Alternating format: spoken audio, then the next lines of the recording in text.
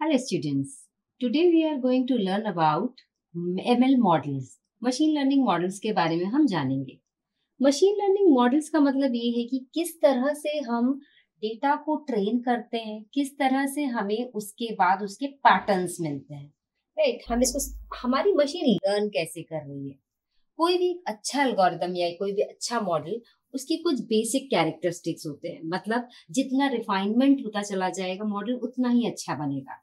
Correct. अगर आपने एक बार मॉडल को ट्रेन किया और उसके बाद देखा कि रिजल्ट हमारे जो इनपुट से मैच कर रहा है या नहीं कर रहा है, जैसा हम चाहते हैं वैसा आया है कि नहीं आया है, जो हमारा टारगेट हमने सेट किया था वैसा है या नहीं है, अगर हमने उससे मैच नहीं किया, हमारी उसमें कितनी एरर्स आई हैं, हमें उससे रिफाइन करते जाना पड़ेगा। अगर एरर हमारा कम से कम आना चाहिए। राइट, फिर से हम पूरे मॉडल को पीछे ले जा करके फिर से ट्रेनिंग करेंगे जब तक हम टारगेट के करीब ना पहुंच जाए। तो एक अच्छे कैरेक्टरिस्टिक ये होती है मॉडल की, मशीन लर्निंग मॉडल की, कि उसका रिफाइनमेंट प्रॉपर होना चाहिए और ग्रेजुअल होना चाहिए। करेक्ट। दूसरी चीज जो है कि आपके जो लेबल डेटा है वो सिचुएशन से प्रिसाइज है कि नहीं, करेक्ट रिजल्ट मिल रहा है या नहीं मिल रहा है। जैसे कि हमने देखा रिफाइनमेंट कर रहे हैं और हम स्टैंडर्ड के सबसे ज्यादा करीब पहुंचना चाहते हैं। करेक्ट, एरर सबसे कम होनी चाहिए। ऑफ कोर्स हमें जो सोल्यूशन का डिस्क्रिप्शन देना होगा वो थोड़ा डिफिकल्ट होता है एंटिसिपेट करने में, है ना, कि हो सकता है कि हमने कुछ पैरामीटर्स एडजस्ट किए, हमने कुछ अंदर आप कह सकते हैं कि जब प्रोसेसिंग कर रहे हैं तब आपने उसमें कुछ वैल्यूज को चेंज किया, है ना, तो कितनी बार चेंज किया, कैसे चेंज किया, तो सोल्यूशन का डिस्क्रिप्शन होता है और उसको एंटिसिपेट करने में टाइम लगता है।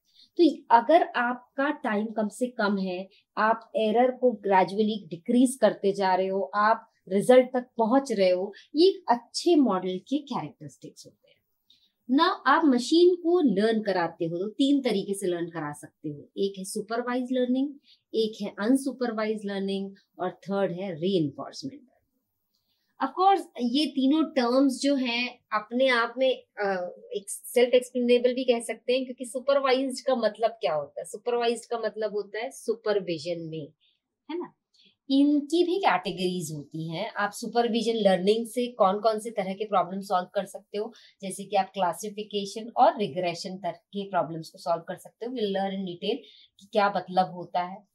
आप अनसुपरवाइज लर्निंग से क्लस्टरिंग और एसोसिएशन माइनिंग के प्रॉब्लम सॉल्व कर सकते हो, या आप कह सकते हो ये एक तरह की टेक्निक्स है अनसुपरवाइज लर्निंग में।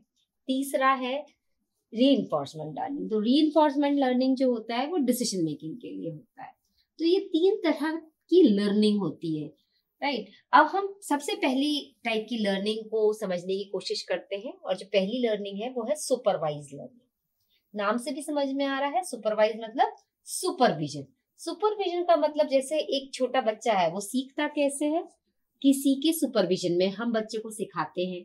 आपने एक बार उसको एप्पल दिखाया और उसको ये बताया भी कि इसको एप्पल कहते हैं, दूसरी बार बताया, तीसरी बार बताया, तो आपके सुपरविजन में वो सीख रहा है कि एप्पल किस तरह का दिखता है। राइट, तो उसके दिमाग में क्या चलता है कि पहले तो हमने उसको पिक्चर दी, फिर वो अपने ही माइंड में एक ब्रेन में एक कैरेक्टरिस्टिक्स बना लेता है कि एप्पल हमेशा रेड कलर का होता है, उसका शेप कुछ इस तरह का होता है। मे बी कभी कभी आपके शेप्स डिफरेंट भी हो सकते हैं, पर अगर इनसे मिलता जुलता है, उसके उसके दिमाग में काफी सारे शेप्स बन जाते हैं और उनमें से किसी भी एक तरीके से यदि मैच कर रहा है तो उसके लिए वो एप्पल है। कलर भी आपने दो तीन तरह के बताया कि ये रेड, ऐसा वाला भी रेड हो सकता है, ऐसा वाला भी, क्योंकि रेड में भी बहुत वैरायटीज होती है, तो उसके अंदर उसे पैटर्न्स दिखते जा रहे हैं। राइट, आप पैटर्न दिखाते जा रहे हो, उसके डेटाबेस में बनता चला जा रहा है वो। फिर जब आपने उसको सिखा दिया है, राइट, कि अब उसने डिसाइड करना स्टार्ट कर दिया है कि एप्पल है या नहीं है। उसने बोला एप्पल, आपने दिखाया उसे और उसने कहा हाँ, तो आपको भी पता है कि वो एप्पल है कि नहीं है। तो आपके टारगेट आउटपुट से उसका जो मॉडल ने या उसके दिन ब्रेन ने जो जिस तरह से उसको डिटेक्ट किया, अगर वो दोनों मैच है, दैट मीन्स हमारा मॉडल सही परफॉर्म कर रहा है। तो मेरे ख्याल से सुपरवाइज लर्निंग बहुत ही प्रैक्टिकल वे से समझी जा सकती है कि हम किस तरह से किसी भी फ्रूट को या किसी भी ऑब्जेक्ट को किस तरह से क्लासिफाई कर रहे हैं। अब जैसे क्लासिफिकेशन में वर्ड जो बोल रही हूँ, क्लासिफिकेशन का भी एक टेक्निक होता है, कैसे हम क्लासिफाई कर रहे हैं वो हम आगे पढ़ेंगे। कैसे पूरा सुपरवाइज लर्निंग का फ्लो होता है, वो एक बहुत आसान सा फ्लो होता है कि आपके पास डेटा सेट होता है, आपने उसमें से डेटा रिट्रीव किया, आपको जो काम का डेटा है, उसके बाद डेटा को प्री प्रोसेस किया, क्योंकि सारा डेटा जो आप लेते हो वो यूजेबल फॉर्म में नहीं होता है, बहुत सारी एनोमलीज होती हैं उसमें। आप ये भी इसके बारे में भी पढ़ेंगे, कैसे हम डेटा को प्री प्रोसेस करते हैं, कैसे हम रॉ डेटा को, जो हमें डेटा दिया होता है वो कई बार बहुत मेसी फॉर्म में होता है, तो हम कैसे उसको प्री प्रोसेस करके एक यूजफुल, एक फॉर्मेटेड डेटा बनाते हैं। उसके बाद उसमें से फीचर्स को एक्सट्रैक्ट करते हैं, मतलब कौन कौन से फीचर्स काम के हैं, कौन से फीचर्स आपके काम के नहीं है, उस टाइम पे रेलेवेंट नहीं है ना।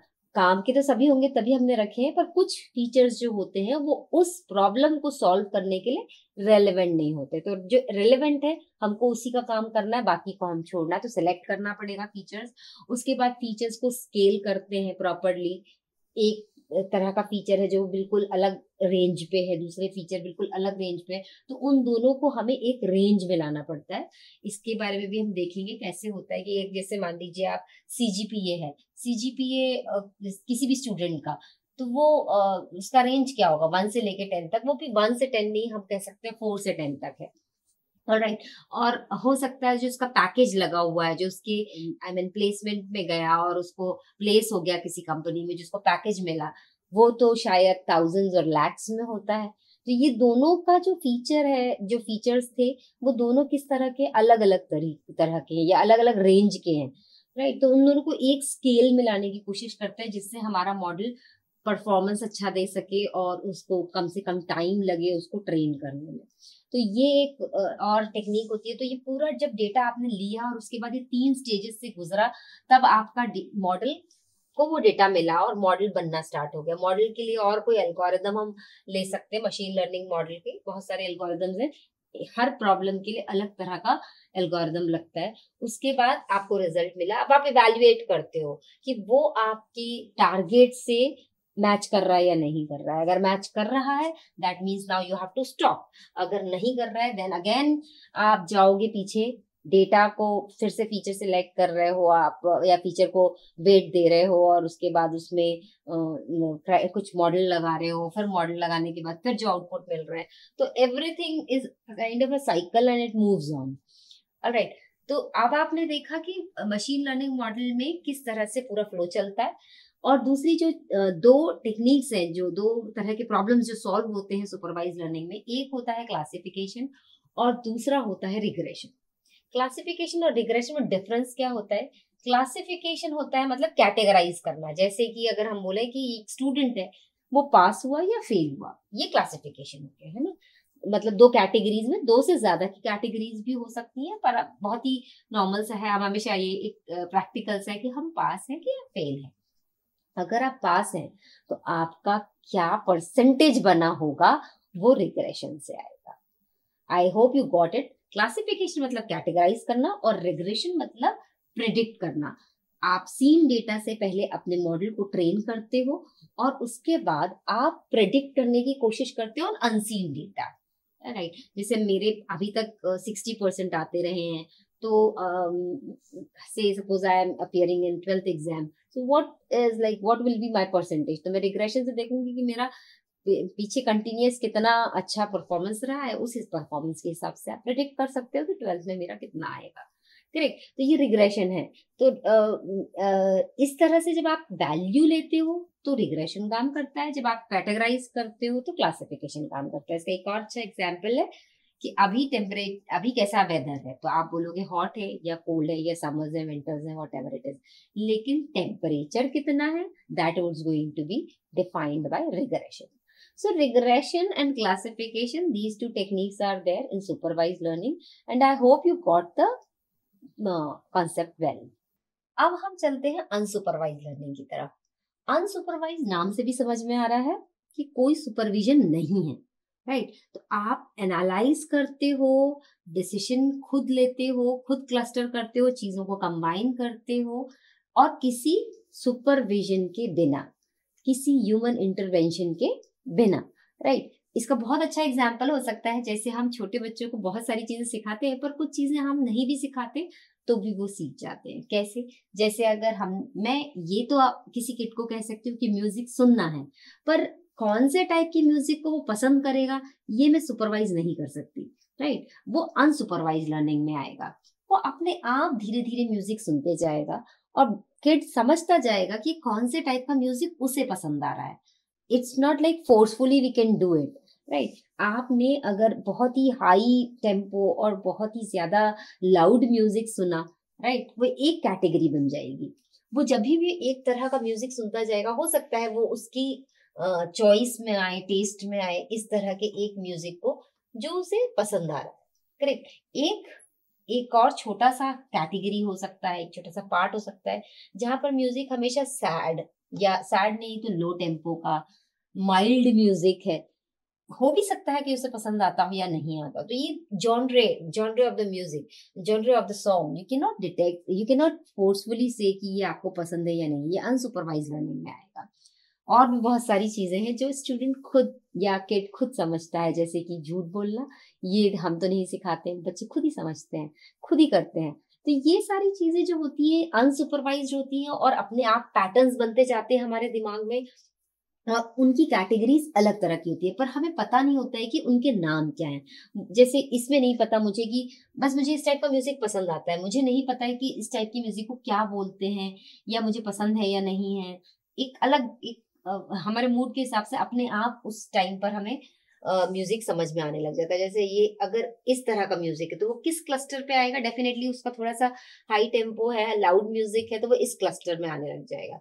अगर वो इस तरफ है, हम जब बेयर नेकेड आई से देख रहे हैं तब तो ठीक है, पर मशीन कैसे समझेगा इस चीज को? अगर ये एक पॉइंट है, ये एक पॉइंट है, वो किस क्लस्टर में आना चाहिए ये मॉडल डिसाइड करता है, राइट। तो उन क्लस्टर्स के नाम नहीं होते, वो अनलेबल्ड डेटा सेट होते हैं, पर वो कैटेगरीज बनाते चले जाते हैं। आप कैसे एक डेटा लेते हो, फिर ट्रेन करते हो, फिर बिल्ड करते हो मॉडल को, फिर ग्रुप्स बनते चले जाते हैं, एक कस्टमर ग्रुप्स, जैसे सिमिलर ग्रुप्स है कस्टमर्स के, है ना। तो वो इस तरह का एक जैसे ऑनलाइन शॉपिंग में हमेशा एक सेक्टर है वो जो फैशन को ही डिवोटेड होता है, एक सेक्टर है जो हमेशा होम डेकोर को पसंद करता है। तो ये कैटेगरीज अपने आप बनती चली गई है, इनको नाम नहीं दिया गया है लेकिन वो कैटेगरीज है। तो आप जब कोई भी तरह का इस तरह का कोई क्लासिफिकेशन करते हो अनसुपरवाइज लर्निंग में, तो उसको क्लासिफिकेशन नहीं बोल करके क्लस्टरिंग बोलते हैं, ठीक है। और उसमें आपको हर कैटेगरी का एक परसेंटेज मिलेगा। मतलब अगर जैसे ये वाला पॉइंट है, ये इस क्लस्टर को ज्यादा बिलोंग करता है, तो इस पर हम 80% कहेंगे, इस पर 10% कहेंगे, है ना। दूसरा जो कैटेगरी आएगा वो उसका 10% रहा, तो प्रोबेबिलिटी अगर इसमें ज्यादा है तो वो 80%, मतलब इस क्लस्टर को बिलोंग करना ज्यादा प्रोबेबल है उसका, राइट। तो क्लस जब आप अनसुपरवाइज लर्निंग करते हैं तो दो तरह का से यूज होता है, एक होता है क्लस्टरिंग और एक होता है एसोसिएशन माइनिंग। तो क्लस्टरिंग मतलब ये होता है कि आप किस तरह से यदि जैसे आप इस एग्जाम्पल को ऐसे समझ सकते हैं कि ब्रेड है, तो ब्रेड के साथ हमेशा आप बटर ले रहे हैं, तो ये क्लस्टरिंग है ना। एक कैटेगरी है कि एक कस्टमर पार्ट है जो ब्रेड और लेता है तो बटर भी ले रहा है, साथ में ही ले रहा है, ठीक है। एक कैटेगरी है एसोसिएशन माइनिंग, मतलब कितनी प्रोबेबिलिटी कि अगर आपने ब्रेड लिया है तो बटर भी लेंगे। उसी तरीके से जैसे क्लासिफिकेशन और रिग्रेशन में होता है, उसी तरीके से बॉन्डिंग कितनी ज्यादा है वो एसोसिएशन से आपको पता चलती है। और क्लस्टरिंग से डेफिनेटली अगर ब्रेड लिया है तो बटर लेंगे ही आप, शर्ट लिया है तो पैंट या ट्राउजर आप परचेज करेंगे, राइट। लेकिन कितनी प्रोबेबिलिटी है कि अगर आपने शर्ट परचेज किया है तो आप ट्राउजर भी करेंगे, ये इस पर डिपेंड करता है कि आप एसोसिएशन रूल माइनिंग कैसे लगाते हैं। तो अनसुपरवाइज लर्निंग में भी दो कैटेगरीज हो गई, बिल्कुल उसी तरह से काम करती है जैसे कि क्लासिफिकेशन में, क्लासिफिकेशन और रिग्रेशन रिलेटेड है आपस में। Now we are entering to the third type of learning, that is called as reinforcement learning. Reinforcement learning का समझने का सबसे अच्छा एग्जाम्पल ये है, से सपोज यू हैव पेट, आप पेट आपके घर में के कोई भी टास्क परफॉर्म करता है तो आप उसे रिवॉर्ड या पेनाल्टी देते हैं। से सपोज आपका पेट आपके लिए बॉल लेकर आया तो आपने उसे गुड कहा, आपने उसको प्रेज किया, तो वो उस चीज को समझता है, वो उसको रिवॉर्ड समझता है और आगे जाके उसको लर्न करता जाता है। अगर उसने कोई आपका शू उठाकर ले आया तो वो शू जो उठाकर लेकर आया that was not considered to be good task, तो आपने उसे स्कोल्ड किया या आपने उसे कहा कि ये उसने गलत किया है, तो ये पेनाल्टी हो गई। तो जो रीइंफोर्समेंट लर्निंग होती है वो रिवॉर्ड और पेनाल्टी के बेसिस पे लर्निंग करवाता है। रीइंफोर्समेंट लर्निंग डिसीजन मेकिंग के लिए काफी अच्छा होता है। जैसे ये एक और प्रैक्टिकल एग्जांपल से आप समझ सकते हैं। Say suppose customer is like demanding for some network from you, कोई मोबाइल कंपनी में वो आपसे नेटवर्क एक्सपेक्ट कर रहा है, ठीक है। तो अगर इसको नेटवर्क मिल जाता है, राइट, तो आपको वो थम्स अप दे रहा है या रिवॉर्ड कर रहा है, करेक्ट। और जब नहीं मिलता है तो network it's not in good zone, environment खराब है, एनवायरनमेंट पे भी डिपेंड कर रहा है, तो पुअर नेगेटिव आपने रिवॉर्ड दिया उसको, दैट मीन्स पेनाल्टी। तो इस तरीके से आपका पूरा साइकिल चलता जाता है। और आपके पास इसमें 3 चीजें होती हैं जनरली। एक एजेंट होता है जो कि इस टास्क को परफॉर्म कर रहा होता है, रिवॉर्ड होता है like how strong your feedback was there, और एक और चीज होती है जो बहुत ज्यादा इसमें यूज होती है, environment, on what kind of circumstances और environment surrounding area you have. तो reinforcement learning, supervised, unsupervised learning and supervised learning. Hope all the 3 categories are clear to you. Thank you.